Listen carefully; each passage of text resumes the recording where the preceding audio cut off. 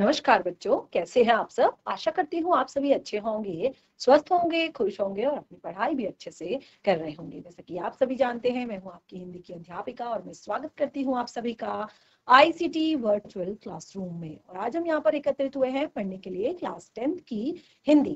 Class 10th की हिंदी में हम यहाँ पर सॉल्व करेंगे अपना एक सैंपल पेपर, यानी कि जो हमारा ये सैंपल पेपर है ये हमारा इसी साल का है, यानी कि 2024 का आपका ये सैंपल पेपर यहाँ पर दिया गया है। और जैसे कि आप सभी को पता है, आपकी परीक्षाएं जो हैं अब नजदीक हैं और अब आप बिल्कुल अपनी परीक्षाओं की तैयारियों पर जुटे हुए हैं। तो यहाँ पर हम आपके थोड़ा सा मार्गदर्शन के लिए, यानी कि किस तरह का आपका एग्जाम का पैटर्न रहता है, किस तरह का आपका पेपर होता है, कैसे आपने उसको सॉल्व करना है, कैसे आपने 3 घंटे का जो समय आपको दिया रहता है उसमें टाइम मैनेजमेंट करते हुए, यानी कि आपने किस जो आपका प्रश्न है उसको कितने टाइम कितना आपने उसको देना है और आपने कैसे कैसे आपने प्रश्नों को सॉल्व करना है, व्याकरण कितना आपका आएगा और आपके काव्य खंड में से आपका कौन कौन से जो चैप्टर हैं वो ज्यादा महत्वपूर्ण है और साथ ही गद्य खंड से कौन से चैप्टर महत्वपूर्ण है। और इस तरह से हम अपने पूरे अपनी हिंदी की दोनों बुक्स और साथ ही यहाँ पर व्याकरण से जुड़े हुए टॉपिक को डिस्कस करेंगे।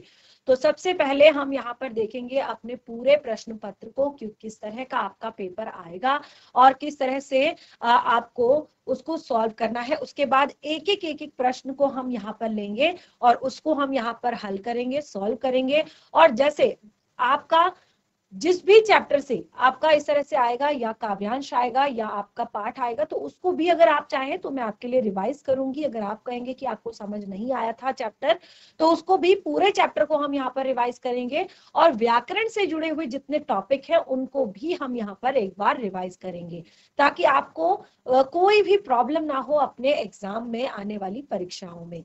ठीक है, तो चलिए शुरू करते हैं। सबसे पहले देखिए, ये आपका दिया गया है प्रतिदर्श प्रश्न पत्र 2024, यानी कि सैंपल पेपर है ये आपका 2024 का, यानी कि इसी साल का सैंपल पेपर आपको दिया गया है। और देखिए केवल इसी को नहीं, हम आपके जो ओल्ड पेपर्स भी हैं, यानी कि 2023 का जो आपका एग्जाम का पेपर है, 22 का जो है और आपका 21 का जो है, सारे पेपर हम यहाँ पर लेंगे। यानी कि आपके एग्जाम से पहले हम लगभग 4 से 5 पेपर यहाँ पर सॉल्व करेंगे, जिससे कि आपको एग्जाम तक बिल्कुल भी कोई भी घबराहट नहीं होगी, कोई भी डर नहीं होगा। आप बिल्कुल जाएंगे, आप एग्जाम में आपको ऐसा लगेगा कि ये सब चीजें तो हमने पहले पढ़ी हुई है, पहले करी हुई है, और आप फटाफट अपने 3 घंटे के अंदर में अपना पूरा पेपर अच्छे से सॉल्व कर लेंगे। देखिए कई बार बच्चों के मन में होता है कि हिंदी जो है बहुत इजी सब्जेक्ट है, जिसमें पढ़ने की हमें बिल्कुल भी जरूरत नहीं है और हम इसको आसानी से कर लेंगे, और वो अपना जो समय होता है वो बाकी सब्जेक्ट्स की तरफ ज्यादा देते हैं। तो ठीक है, क्योंकि हिंदी जो है वो हमारी मातृभाषा है और हम उसको पढ़ते भी हैं, लिखते भी हैं, बोलते भी हैं, तो एक बार के लिए हम कह सकते हैं कि वो थोड़ा सा हमारे लिए इजी है समझने के लिए।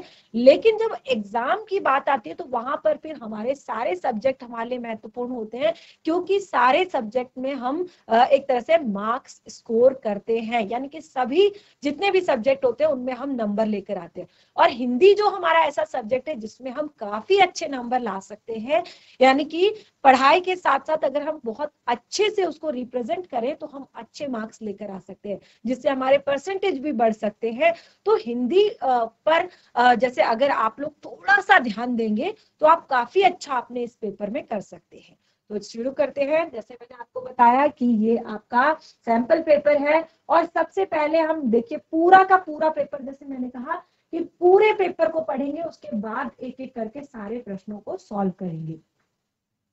सबसे पहले देखिए आपको यहाँ पर समय दिया गया है कि आपको ये पेपर जो है 3 घंटे में सॉल्व करना है। ठीक है, समय है आपका 3 आवर्स का, 3 घंटे का, और पूर्णांक यानी कि आपके टोटल नंबर है 80। क्योंकि अब पहले ये नहीं होता था, पहले पूरा जो पेपर होता था वो 100 मार्क्स का होता था, लेकिन अब जो हमारे एक दो साल से जो हमारा पेपर है वो 80 मार्क्स का होता है और 20 मार्क्स का हमारा ओरल होता है या प्रैक्टिकल कह सकते हैं, या जिसमें आपका पूरा एनबीए यानी कि नोटबुक असेसमेंट आ जाता है या बाकी सारी चीजें आ जाती है कि आपने किस तरह से पूरा साल आपकी एक्टिविटी रही है, या आपका साल भर का जो कह सकते हैं आपने जो भी एक्टिविटीज करी है सब्जेक्ट से रिलेटेड या पढ़ाई से रिलेटेड, तो उससे जुड़े उससे आपको उस तरह से नंबर्स में दिए जाते हैं। बाकी आपका 80 मार्क्स का ये पूरा रिटर्न है। और देखिए इसमें कुछ निर्देश है जो आपको एग्जाम को पेपर देने से पहले आपको समझने होते हैं। तो उस टाइम पे आपके पास इतना सारा टाइम नहीं होता कि आप इन निर्देशों को ध्यान से पढ़ें, लेकिन फिर भी पढ़ना होता है, ठीक है, क्योंकि आपको उसी के अनुसार आगे पेपर को फॉलो करना होता है। तो देखिए निर्देश, इस प्रश्न पत्र में 2 खंड अ तथा ब है। जो ये पूरा पेपर है इसमें 2 खंड दिए गए हैं, अ और ब। दोनों खंडों में पूछे गए सभी प्रश्नों के उत्तर देना अनिवार्य है। यानी कि सारे प्रश्नों के उत्तर, जितने भी प्रश्न दिए गए हैं सभी प्रश्नों के उत्तर देना अनिवार्य है।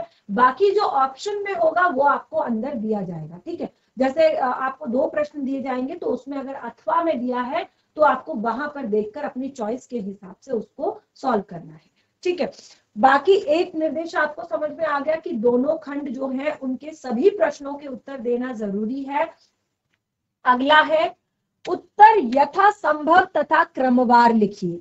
ये सबसे मेन चीज होती है, इस पर ध्यान दीजिएगा बच्चों, सबसे मेन चीज होती है। अब देखिए हिंदी जो है यहाँ पर अगर आपकी सब जो कॉपी होती है उसको भी बहुत अच्छे से देखा जाता है, और हिंदी ही नहीं बाकी सब्जेक्ट भी, क्योंकि कई बार जब एग्जामिनर आपकी कॉपी चेक कर रहे होते हैं तो आप प्रश्न 1 के बाद प्रश्न 5 लिख देते हैं, फिर आपको थोड़ी देर में लगता है कि नहीं यार प्रश्न 2 भी लिख ही देता हूँ, आ जाता है मेरे को थोड़ा बहुत समझ में, तो प्रश्न 2 फिर से सॉल्व कर देते हैं, फिर थोड़ी देर बाद प्रश्न 6 कर देते हैं, ये मुझे ज्यादा अच्छे से आता है इसको मैं पहले कर देता हूँ, फिर उसके बाद प्रश्न 3 करते हैं कि नहीं इसको भी थोड़ा बहुत लिख ही लूंगा, ये थोड़ा आता है।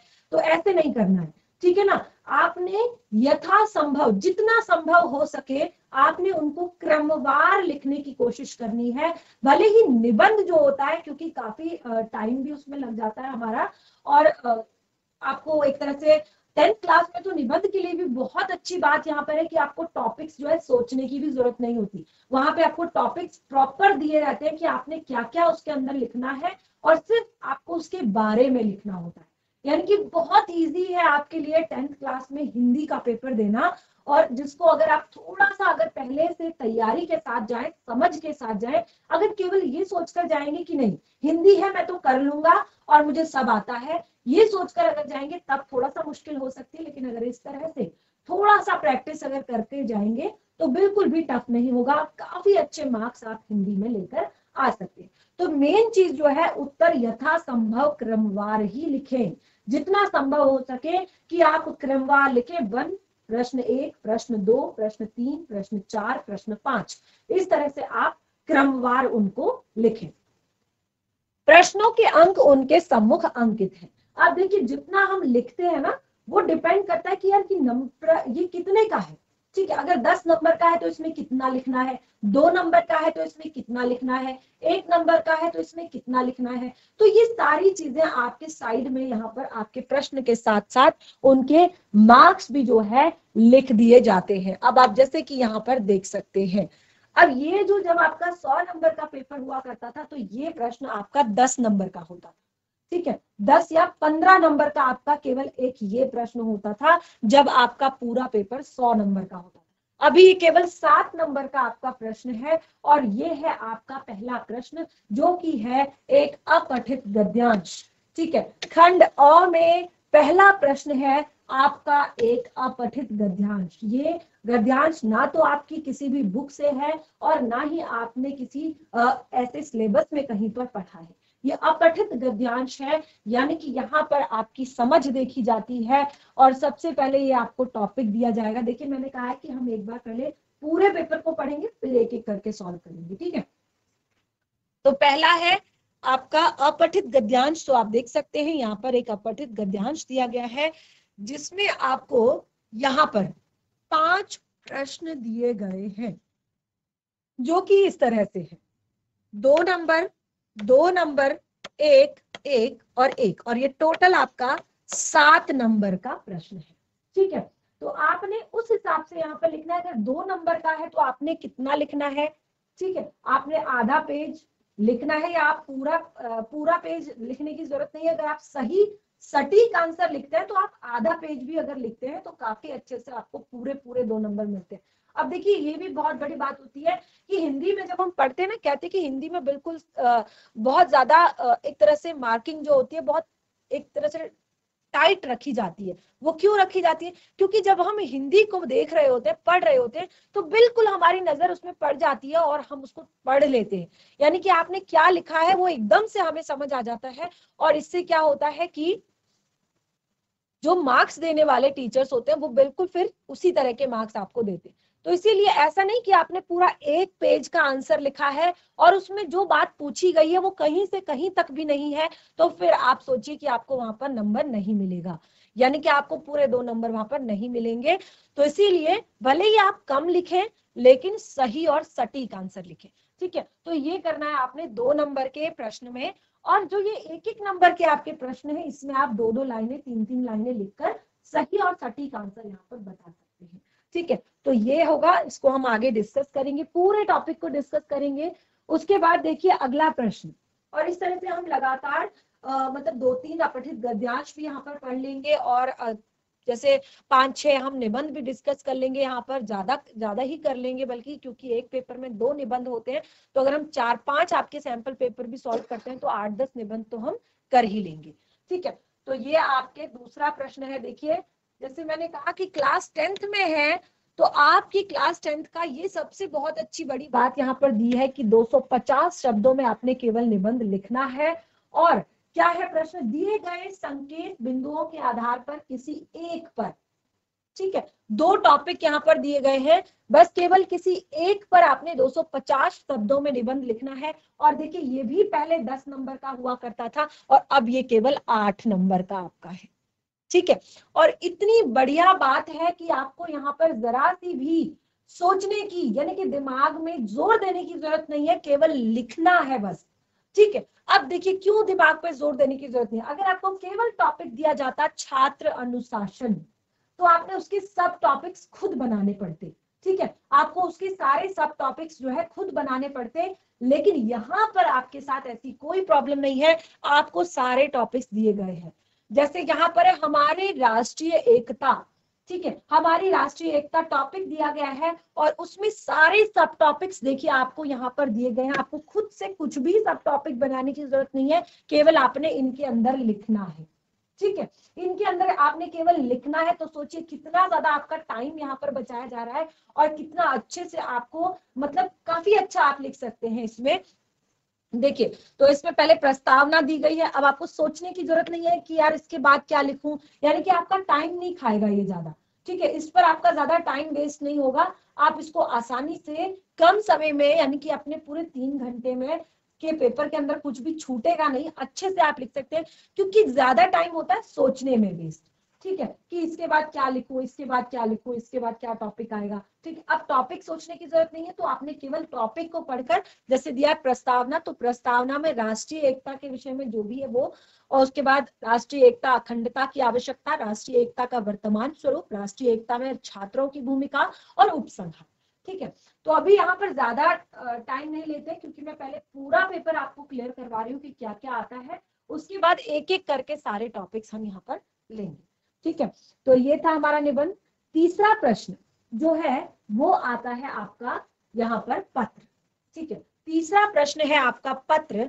और वो पत्र क्या है, देखिए आप देखेंगे, आपके क्षेत्र में बिजली संकट है, प्राय लोगों को बिजली चोरी करते हैं, प्राय लोग बिजली चोरी करते हैं। इस संदर्भ में आप एक शिकायती पत्र उक्त विभाग के अधिशासी अभियंता को लिखिए और आपका काल्पनिक नाम है क ख ग, यानी कि आप नाम वहां पर नहीं लिखेंगे। ठीक है, तो दूसरा आपका मित्र। अब यहाँ पर देखिए 2 तरह के पत्र होते हैं, आप सभी को पता है। ठीक है, पत्रों के बारे में पढ़ा होगा आपने, और अगर नहीं भी पढ़ा है तो जब हम इस इस प्रश्न को जब मैं सॉल्व करूंगी तो आपको प्रॉपर एक पीपीटी के माध्यम से, यानी कि एक पूरा आंसर यहाँ पर मैं आपको क्लियर करूंगी। आपको उसमें पत्र कितने प्रकार के होते हैं, पहले पत्र क्या होता है, पत्र कितने प्रकार के होते हैं, और पत्रों को लिखते समय कौन कौन सी बातें हमें ध्यान रखनी चाहिए, और पत्रों को जो पत्र में जिस तरह से संबोधन, कि कौन से पत्र में किस तरह का संबोधन होता है, क्या चीजें लिखी जाती हैं, ये सारी चीजें मैं आपको क्लियर करूंगी। अब आप एक चीज यहाँ पर देखेंगे कि एक तो आपने लिखना है बिजली विभाग को, और दूसरा आपने अपने मित्र को। तो यानी कि ये चीज आपको क्लियर हो गई है कि आपको एक औपचारिक पत्र और एक अनौपचारिक पत्र, ठीक है। एक औपचारिक पत्र आपने याद करना है, और औपचारिक पत्र के अंदर भी आपको यहाँ पर शिकायती पत्र आया है, ठीक है, यानी कि आपने शिकायत करनी है। तो ज्यादातर आपके औपचारिक पत्रों में शिकायती पत्र ही होते हैं, क्योंकि जैसे आपका आता है कि आपके आसपास पानी भरा हुआ है, या बिजली संकट हेतु, या जल समस्या हेतु, या और भी बहुत सारी चीजें, या कूड़ा फैला हुआ है, या बहुत बीमारियां फैल रही हैं। तो एक आपका औपचारिक पत्र, और दूसरा अपने मित्र को बधाई पत्र लिखना है, तो ये आपका अनौपचारिक पत्र, ठीक है। तो ये मैं आपको पूरा अच्छे से क्लियर करवाऊंगी, यानी कि पत्र के लिए मैं आपको पूरा पढ़ाऊंगी, और पूरा आपको एक जिस तरह से फॉर्मेट होता है कि कैसे आपका औपचारिक पत्र लिखा जाता है, कैसे आपका अनौपचारिक पत्र लिखा जाता है, ये एक फॉर्मेट के तौर पर मैं आपको पूरा क्लियर करवाऊंगी, ठीक है। तो अब आगे बढ़ते हैं। अगला है यहाँ पर, और ये देखिए ऑप्शन में है, केवल 4 नंबर का आपका ये प्रश्न है, और इसमें आपको या तो आप औपचारिक पत्र लिखें जो आपको अच्छे से आता है, या आप अनौपचारिक पत्र लिखें। अगला प्रश्न आता है आपका व्याकरण से, ठीक है। हिंदी व्याकरण से आपके अगले प्रश्न आते हैं। तो जैसे मैंने आपको 10th में बताया है कि 10th में जो आपका सबसे ज्यादा महत्वपूर्ण है 3 चीजें, ठीक है। एक आपने क्रिया, जो आपका टॉपिक है, क्रिया किसे कहते हैं, क्रिया के कितने भेद होते हैं, ये सारी चीजें आपने याद करनी है। दूसरा आपका यहाँ पर आता है आपका वाक्य परिवर्तन, यानी कि वाक्यों को आप निषेधार्थक वाक्यों में परिवर्तित कीजिए, प्रश्नवाचक में परिवर्तित कीजिए, आदर्श सूचक में परिवर्तित कीजिए, ठीक है। और तीसरा आता है आपका वाच्य। यहाँ कंफ्यूज नहीं होंगे, जैसे मैंने आपका एक आता है आपका वाक्य परिवर्तन, और एक आता है आपका वाच्य परिवर्तन, ठीक है। ये दोनों टॉपिक आपके क्लास 10th के सबसे ज्यादा महत्वपूर्ण टॉपिक हैं। आपने पढ़े हैं क्लास में, हैंड रेज करके बताएंगे मुझे, ये दोनों टॉपिक पढ़े आपने हिंदी में क्लास में? Yes, GIC Sahdevpur, GIC Barkot,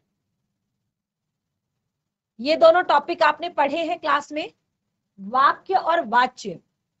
yes, GIC Barkot ने पढ़े हैं, जीआईसी सहदेवपुर आपने नहीं पढ़े बच्चा क्लास में ये टॉपिक? चलिए कोई बात नहीं, जब हम इसको सॉल्व करेंगे, ठीक है, जब मैं यहाँ पर पहुंचूंगी, जब हम इनको सॉल्व करेंगे, तो उस टाइम पे हम इसको पूरा अच्छे से डिटेल में हम इसको पढ़ेंगे। मैं आपको वाच्य से रिलेटेड जो टॉपिक है वो, और वाच्य परिवर्तन भी मैं आपको यहाँ पर क्लियर करवाऊंगी, ठीक है। तो इस तरह से अब यहाँ पर देखिए, यहाँ पर खंड क और ख में क्रियापद छांटने हैं और उनके भेद लिखने हैं। जैसे 2 आपको दिए गए हैं, क्रियापद छांटकर उनके भेद बताइए, यथा निर्देश उत्तर दीजिए। अब यहाँ पर निर्देश आपको यहाँ पर दिए गए हैं, और ठीक है, ये निर्देश आपको दिए गए हैं कि विशेषण छांट कर लिखिए, तो ये आपने विशेषण छांटना है। आप देखिए बहुत ही सरल है, बहुत ही ज्यादा इजी है, और आप देख सकते हैं कि ये आपका है भी 1 नंबर का, लेकिन आप ये सोचकर कि केवल 1 नंबर का है, आप यस जीआईसी सहदेवपुर कुछ कहना चाहते हैं बच्चे? आप जीआईसी सहदेवपुर से हैंड रेज आ रहा है, कुछ कहना चाहते हैं आप? माइक लेंगे, जीआईसी सहदेवपुर माइक लेंगे बच्चा, और जिस भी बच्चे के पास माइक है वो थोड़ा सा फ्रंट में आ जाइए बच्चे। Good morning ma'am. Yes ma'am. Yes बोलिए बच्चे। मैम ये जो प्रश्न नंबर 4 का है ना, इसका आंसर, मतलब इसका विशेषण छांटना था ना, मतलब इसमें विशेष है कमीज, विशेषण है कमीज, विशेष है कमीज सफेद, जिसकी विशेष, थैंक यू मैम, विशेषण कहते हैं। ये बहुत ही इजी टॉपिक्स है, और ये मैंने जैसे आपको बताया कि अभी तो हम केवल यहाँ पर इसको मैं डिस्कस कर रही हूँ कि किस तरह का आपका पेपर आता है। अभी मैं एक एक करके सारे प्रश्नों को यहाँ पर सॉल्व भी करूंगी, तो घर से भी प्रिपेयर होकर आइए, पढ़कर भी आइए थोड़ा सा। जिस दिन मैं कहूँ कि आज व्याकरण सॉल्व करेंगे तो उस दिन आप व्याकरण पढ़ के आइए। जिस दिन मैं यहाँ पर कहूँ कि आज हम काव्य खंड पढ़ेंगे तो आप काव्य खंड पढ़कर आइए, ठीक है। और इससे क्या होगा कि आपके भी जो डाउट्स होंगे ना, जैसे अभी आपने पूछा, तो ये तो बहुत ही इजी सा टॉपिक है, ये तो फर्स्ट सेकंड का बच्चा भी अभी बता देता है कि विशेषण क्या होता है और विशेष्य क्या होता है, ठीक है। लेकिन आप थोड़ा सा घर से पढ़कर आए और जिससे आपको पता चले कि हाँ मुझे इस टॉपिक में थोड़ा सा तैयारी की जरूरत है, मुझे ये टॉपिक नहीं आता है। या व्याकरण में आप कुछ भी, ठीक है, वाच्य हो या वाक्य हो या क्रियापद हो या और भी जिस तरह के हम प्रश्न देख कर आएंगे, जैसे मैंने कहा कि पत्र में आपको पूरा यहाँ पर क्लियर करवाऊंगी और ये सारी चीजें मैं आपको पूरी अच्छे से क्लियर करवाऊंगी। तो घर से भी पढ़कर आइए, जिससे आपके डाउट्स भी होंगे तो आप भी पूछ सकते हैं कि मैम ये बता दीजिए, ठीक है ना। तो उसके बाद देखिए वो भी सेम अगला प्रश्न जो है प्रश्न 5 कि निम्नांकित का यथा निर्देश उत्तर दीजिए। अब यहाँ पर भी आपको निर्देश दिए गए हैं, इसको निषेधात्मक में बदलना है तो ये वाक्य में आ जाएगा आपका, ठीक है। ये वाक्य परिवर्तन में आ जाएगा कि आप वाक्यों को कैसे परिवर्तित करते हैं, ठीक है। तो ये आपका निषेधात्मक। अब निषेध का क्या अर्थ होता है? निषेध का अर्थ होता है नहीं, ठीक है। निषेध का अर्थ होता है नहीं, ठीक है। अब नहीं जहां पर दिया गया है तो आपने कहा रामू ने एक घड़ी खरीदी, ठीक है। ये तो आपका एक जनरल वाक्य हो गया, इसको हम सामान्य वाक्य कह सकते हैं कि रामू ने एक घड़ी खरीदी। तो उसको हमें निषेधात्मक, निषेध प्रकट करने वाले जो नहीं, निषेध अर्थात नहीं, ठीक है। तो रामू ने घड़ी नहीं खरीदी, ठीक है। तो ये आपका इस तरह से बहुत ही इजी है, थोड़ा सा ध्यान देंगे आगे जब हम टॉपिक को क्लियर करेंगे, ठीक है। इसी तरह से इसको कृत वाच्य में बदलना है, इसको कर्म वाच्य में बदलना है, इसको सरल वाक्य में। अब देखिए वाक्य कितने प्रकार के होते हैं ये भी आपने देखना है कि सरल वाक्य, मिश्र वाक्य, संयुक्त वाक्य, ठीक है। ये भी मैं क्लियर करवाऊंगी। पहले वैसे तो मैंने ये सारी चीजें करवा दी है, लेकिन क्योंकि एग्जाम का टाइम है तो रिविजन तो बनता है, रिविजन हम करेंगे सारा। और उसके बाद अब देखिए ये बहुत ही इजी से हमारे यहाँ पर प्रश्न है, प्रश्न 6 देखिए आप कि यहाँ पर आपने कौन सा शब्द पर्यायवाची नहीं है, ठीक है। निम्नलिखित में से सूर्य का अर्थ छांट कर लिखिए। तो यानी कि हमें अनेकार्थी शब्द भी पढ़ने हैं और पर्यायवाची शब्द भी पढ़ने हैं। अब देखिए, अब आप सोचिए कि हमारी जो हिंदी है अगर आप थोड़ा सा पढ़ें, और ये क्यों मुझे लगता है जरूरी यहाँ पर दिया गया है, क्योंकि हिंदी ऐसे, हमारा सब्जेक्ट हिंदी ऐसा है, इसमें चाहे आपके विलोम शब्द हो, पर्यायवाची शब्द हो, अशुद्धि संशोधन हो, या आपके वाच्य हो, या आपके तत्सम तद्भव शब्द हो, तो ये सारी चीजें, संधि हो, समास हो, अलंकार हो, ठीक है। ये आपके ऐसे टॉपिक है बच्चे, अभी आप केवल क्लास 10th में हैं, आप ग्रेजुएशन करते हैं, पोस्ट ग्रेजुएशन करते हैं, आप हायर लेवल का कोई भी एग्जाम देते हैं, वहां तक ही आपका पीछा नहीं छोड़ते हैं। यानी कि ये सब चीजें आपको आगे तक पढ़नी है, आगे तक समझनी है, तो शायद इसीलिए ये बोर्ड एग्जाम में भी ये सारी चीजें दी गई है, ताकि आप उनको पढ़ना ना छोड़ें, कि आप उन्हें भूले नहीं, ठीक है। तो इसीलिए इस तरह के प्रश्न हैं। उसके बाद हमारा यहाँ पर प्रश्न 7 से शुरू हो रहा है काव्य खंड। तो देखिए यहाँ पर निम्नलिखित काव्यांशों को पढ़कर किसी एक काव्यांश के नीचे दिए गए प्रश्नों के उत्तर दीजिए। 2 काव्यांश यहाँ पर दिए गए हैं, आप देख सकते हैं, और दोनों में से केवल एक को आपने पढ़ना है, एक के आंसर देने हैं, ठीक है। ऐसा नहीं कि घर से केवल एक ही पढ़कर आएंगे, कोई सा भी आ सकता है, पढ़कर तो सारे के सारे आने हैं, ठीक है। लेकिन ये है कि यहाँ पर आपको ऑप्शन दिया जाएगा, तो जो आपको लगता है कि मुझे बहुत अच्छे से आता है तो उसको आपने करना है। देखिए 2 आपको यहाँ पर दिए गए। अभी मैं आगे इन सबको भी बहुत अच्छे से आपको एक बार फिर से रिवाइज करवाऊंगी, अगर ये चैप्टर है, अगर ये चैप्टर है, ठीक है। और फिर जब हम 2-3 साल के सैंपल पेपर इस तरह से देख लेंगे तो हमें पता चल जाएगा कि कौन सा जो चैप्टर है वो बार बार रिपीट हुआ है, ठीक है। तो जिसमें से आप देखेंगे ये दोनों ही चैप्टर जो है ना, ये दोनों ही आपके काव्यांश जो है बहुत ही ज्यादा महत्वपूर्ण है। और आप देखेंगे, अगर आप लोगों ने भी आपने कहीं से कोई सैंपल पेपर अगर अरेंज करे होंगे या ओल्ड पेपर्स आपने अरेंज करे होंगे, तो आप देखेंगे उनमें से कि ये दोनों टॉपिक काफी बार रिपीट हुए हैं, ठीक है। तो इनको भी हम आगे अच्छे से क्लियर करेंगे। और जैसे कि मैं आपको बता ही रही हूँ कि अगर आपको लगता है कि आपको किसी टॉपिक में डाउट है तो वो भी आप मुझे अच्छे से क्लियर कर सकते हैं, ठीक है, आगे बढ़ते हैं। अब देखिए यहाँ पर ये जो आपके प्रश्न है, प्रश्न 8, देखिए प्रश्न 7 हमारा इतना ही है, यानी कि इन दोनों को पढ़ना है। तो जब यहाँ पर हम पहुंचेंगे तो इसको मैं अच्छे से पढ़कर क्लियर करूंगी। अब प्रश्न 8 जो है, प्रश्न 8 में यहाँ पर ये भी आपके काव्य खंड से रिलेटेड ही प्रश्न है, यानी कि आपको प्रश्न उत्तर भी याद करने हैं, केवल भावार्थ ही याद नहीं करना है, केवल आपने काव्यांश को ही नहीं पढ़ना, आपने पाठ से जुड़े हुए प्रश्न उत्तर भी अच्छे से पढ़ने हैं। तो देखिए यहाँ पर 3 प्रश्न दिए गए हैं। अच्छा, इससे पहले हमने जो पढ़ा था उसका हमने मार्क्स नहीं देखा, तो ये देख लेते हैं हम। यहाँ पर 4 नंबर का हमारा ये काव्यांश है।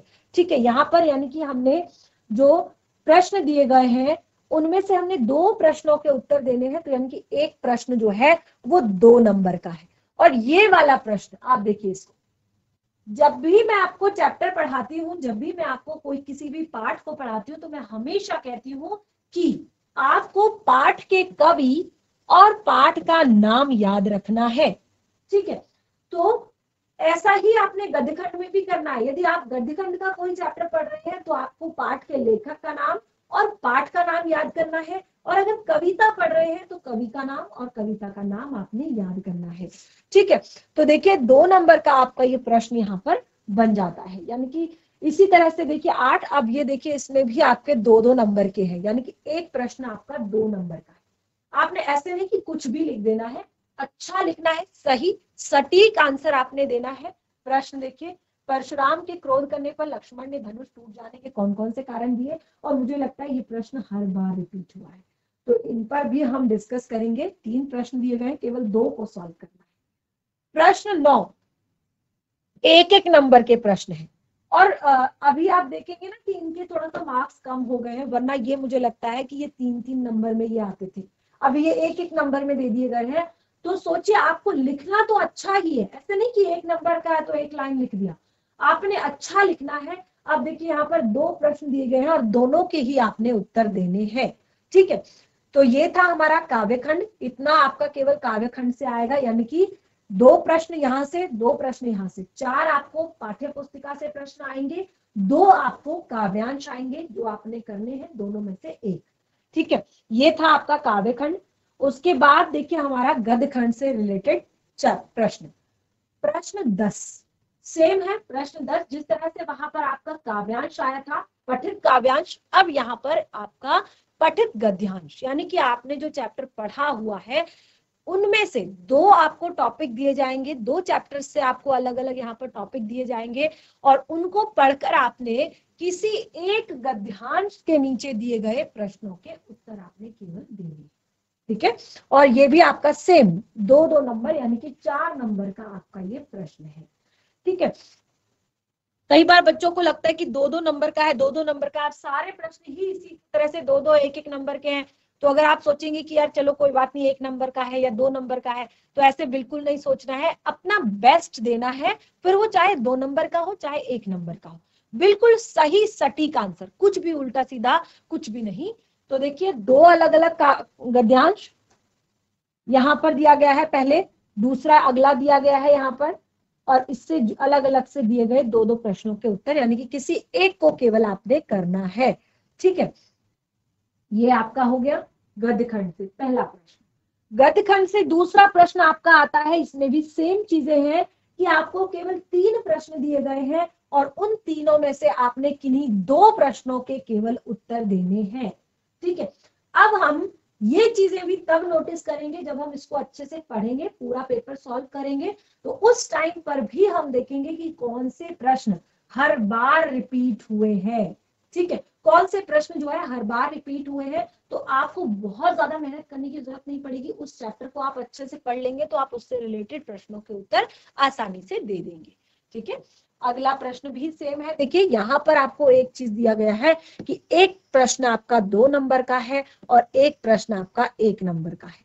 ठीक है, तो ये दोनों ही आपके जरूरी है, इसमें कोई ऑप्शन नहीं है, ये दोनों आपने करने हैं। ठीक है, अब आती है आपकी सेकेंड बुक। ठीक है, अभी तक आप केवल अपनी क्षितिज पाठ्य पुस्तिका को पढ़ रहे थे और उसी के काव्यखंड और गद्यखंड को पढ़ रहे थे। अब आप अपनी कृतिका पाठ्य पुस्तिका से रिलेटेड प्रश्नों के उत्तर देंगे, जो है प्रश्न 13। ठीक है, तो प्रश्न 13 जो है आपका यहाँ पर जो प्रश्न है, केवल आपने 3 प्रश्नों के उत्तर देने हैं। यहाँ पर 3 प्रश्नों के उत्तर देने हैं और 3 प्रश्न जो है आपके वो 2-2 नंबर के हैं। ऑप्शन में आपको 1 प्रश्न दिया गया है, यानी कि 4 प्रश्न दिए गए हैं, 4 में से आपने 3 करने हैं और 1 प्रश्न आपका 2 नंबर का है। ठीक है, तो अब यहाँ पर देखिए ये आपका सेकंड बुक है और ये सेकंड बुक जो है ना बहुत ही ज्यादा इजी और इंटरेस्टिंग है। ठीक है, केवल चैप्टर रीड करना है, कुछ भी एक्स्ट्रा नहीं करना है। चैप्टर अगर अच्छे से समझ आ गए, जैसे आप साना साना हाथ जोड़ी, मैंने बहुत ही अच्छे से डिटेल में आपको चैप्टर पढ़ाया है और इसका एक प्रश्न ये वाला, ठीक है, इस प्रश्न को जब मैंने अपने बोर्ड एग्जाम में भी किया है और आप भी अपने बोर्ड एग्जाम में इसको करोगे, यानी कि ये बहुत ज्यादा महत्वपूर्ण है। हर बार आपके बोर्ड एग्जाम में रिपीट होता है, हर बार आता है कि गंतोक को मेहनतकश बादशाहों का शहर क्यों कहा जाता है। ठीक है, तो इस तरह के प्रश्न जो आपको लगता है हर बार रिपीट हो रहे हैं, उनको जरा अच्छे से पढ़ ले। और उसके बाद आपका माता का आंचल जो चैप्टर है वो भी आपका हर बार रिपीट होता है, हर बार आपके एग्जाम में आता है। तो इन 2 चैप्टर्स को बहुत अच्छे से पढ़ ले। कोई भी डाउट आपको लगता है कि हाँ मुझे यहाँ पर है, तो आप उसको भी मुझसे पूछे और अपने डाउट्स क्लियर करें। तो इस तरह से हमारे दोनों ही बुक्स यहाँ पर क्लियर हो जाती है। व्याकरण का जो हमारा पोर्शन है वो क्लियर हो जाता है। अब आता है हमारा खंड ब। ये खंड ब जो है ये आपका जो संस्कृत की आपकी पाठ्य पुस्तिका होगी उससे रिलेटेड आपके इसमें प्रश्न है, क्योंकि ये भी आपकी हिंदी का ही पार्ट है, तो इसीलिए ये भी आपका हिंदी में ही आता है। अगर इसमें आपको लगेगा कि कोई डाउट होगा तो इनको भी मैं आगे सॉल्व करूंगी। वैसे तो हम आपके हिंदी को ही केवल लेके चलते हैं, लेकिन क्योंकि अभी ये बोर्ड एग्जाम की बात है तो यहाँ पर आपका पूरा का पूरा पेपर सॉल्व करना बनता है। ठीक है, तो चलिए स्टार्ट करते हैं अपने पेपर को शुरुआत से ही सॉल्व करना। सबसे पहले चलते हैं अपने पहले प्रश्न पर और मैं आशा करती हूँ कि अभी तक आपको थोड़ा बहुत चीजें तो समझ आ गई होंगी, लेकिन अभी आगे आगे आप इस तरह से अगर अच्छे से पढ़ते जाएंगे, समझते जाएंगे तो फिर आपके लिए बहुत ज्यादा इजी हो जाएगा। यानी कि जब आप एग्जाम में बैठेंगे ना तो आपको बिल्कुल भी नहीं लगेगा कि आप एग्जाम में बैठे हैं या आप पेपर सॉल्व कर रहे हैं, क्योंकि क्या होता है कि बोर्ड एग्जाम्स के नाम से ही बच्चे थोड़ा सा घबरा जाते हैं। ठीक है, अब भले ही पेपर हमारा टफ ना हो, लेकिन वो जो एक घबराहट होती है, जो डर होता है, उसी से क्या होता है कि हमें आधी चीजें हम दिमाग से भूल जाते हैं। तो अगर आप इस तरह से यहाँ पर पेपर को सॉल्व करके जाओगे, अगर आप 3-4 सैंपल पेपर अच्छे से सॉल्व कर लोगे तो उस टाइम पे आपके अंदर बिल्कुल भी डर नहीं होगा, घबराहट नहीं होगी कि किस तरह का पेपर हमारा आता है, कैसे हमने सॉल्व करना है। फिर आपने अपने पूरे एक तरह से माइंड में सेट किया होगा कि कैसे कैसे मैंने अपना पेपर सॉल्व करना है और कितना टाइम कैसे मैंने किसको देना है, कैसे मैंने 3 घंटे में अपने पूरे पेपर को सॉल्व करना है।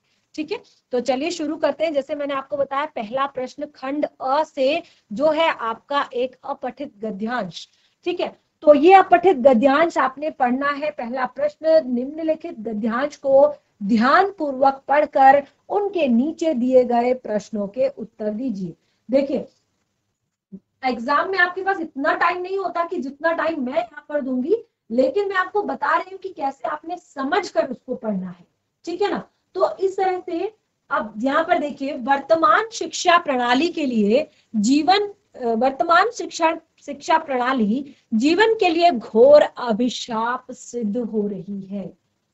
शिक्षा मनुष्य को सुसंस्कृत, आज का सुशिक्षित युवक वर्ग न केवल दूसरों के लिए बल्कि स्वयं के लिए भी दुखदाई बन रहा है। देश में बेरोजगार इंजीनियरों, वकीलों, वैज्ञानिकों एवं डॉक्टरों की विशाल संख्या देश के लिए अभिशाप बन गई है।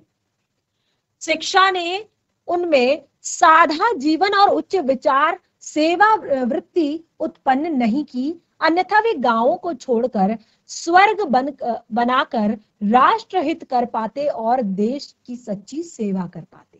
आप देखिए ये जो टॉपिक है ये आपके समझने के लिए भी बहुत अच्छा है। ये बहुत अच्छी बात यहाँ पर लिखी हुई है कि जो वर्तमान शिक्षा प्रणाली है वो घोर, आज के मनुष्य के जीवन के लिए घोर अभिशाप बन गई है।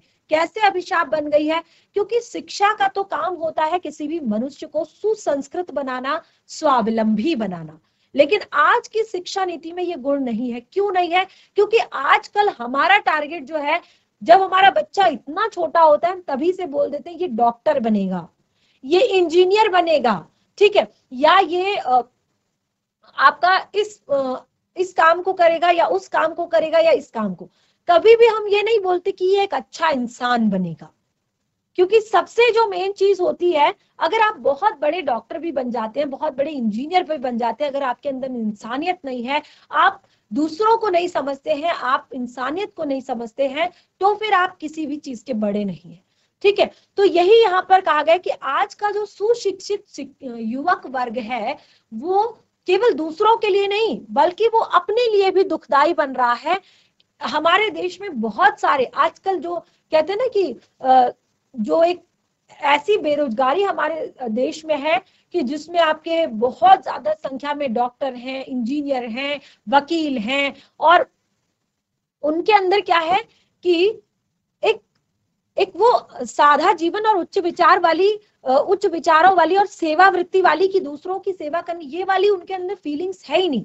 उनको सीधे डॉक्टर बनना है तो उनको वो उसी लेवल का सोचते हैं। इसलिए क्या हो रहा है कि कंपटीशन बढ़ता है और इंसान को चाहिए होता है कि मुझे ये भी चाहिए, मुझे वो भी चाहिए, और इससे क्या हो रहे हैं कि वो अपनी संसाधनों की पूर्ति के लिए किसी भी हद तक जाते हैं। और आपने देखा होगा आजकल जितने भी ये क्राइम होते हैं, चाहे वो साइबर क्राइम हो, देखिए आपने देखा होगा कि साइबर क्राइम ज्यादा हो रहे हैं क्योंकि पढ़े लिखे इंसान हैं और वो अपनी पढ़ाई लिखाई का जो उपयोग है वो गलत तरीके से कर रहे हैं, गलत जगहों पर कर रहे हैं। ठीक है, क्योंकि उनको आता है वो सब चीज करना। अब पैसे तो कमाने हैं, कहीं से कहीं ना कहीं से पैसे निकालने हैं, तो इस तरह से वो क्या कर रहे हैं, साइबर क्राइम कर रहे हैं।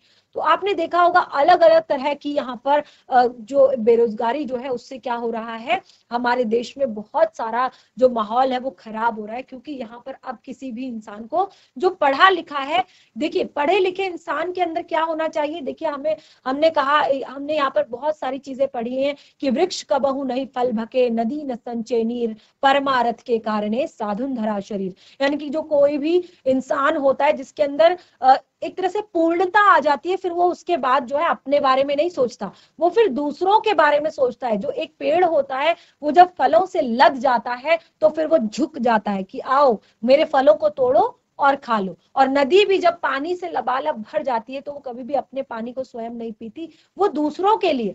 तो इसीलिए ज्यादा जो हमारा एक तरह से जो एक ज्ञान प्राप्त करने का जो सबसे मेन मोटिव होता है वो होना चाहिए कि हम दूसरों की कितनी सेवा कर पाते हैं। जो हमने पढ़ा लिखा है, जो हमने ज्ञान प्राप्त किया है, उससे हम दूसरों की कितनी सेवा कर पाए, ये भाव मेन होना चाहिए। लेकिन आज ऐसा नहीं है, सब अपने स्वार्थ सिद्धि में है। तो वही यहाँ पर बताया गया। अब ये आपके लिए होमवर्क है कि अगर आप कहीं से अरेंज कर पाते हैं तो आप इस सैंपल पेपर को अरेंज करें और इसको एक बार पढ़ें घर पर, और नेक्स्ट सेशन में हम इससे रिलेटेड प्रश्नों को यहाँ पर डिस्कस करेंगे। और बाकी तो जैसे मैंने आपको बताया ही है कि इसके बाद जो है नेक्स्ट सेशन में मैं आपको यहाँ पर आपके साथ जो प्रश्न आपका 2 है निबंध, और साथ ही आपका प्रश्न 3 जो आपका यहाँ पर पत्र है, उसको हम डिस्कस करेंगे। मैं आपको पूरा पैटर्न बताऊंगी किस तरह से आप निबंध लिखेंगे और किस तरह से आप पत्र लिखेंगे।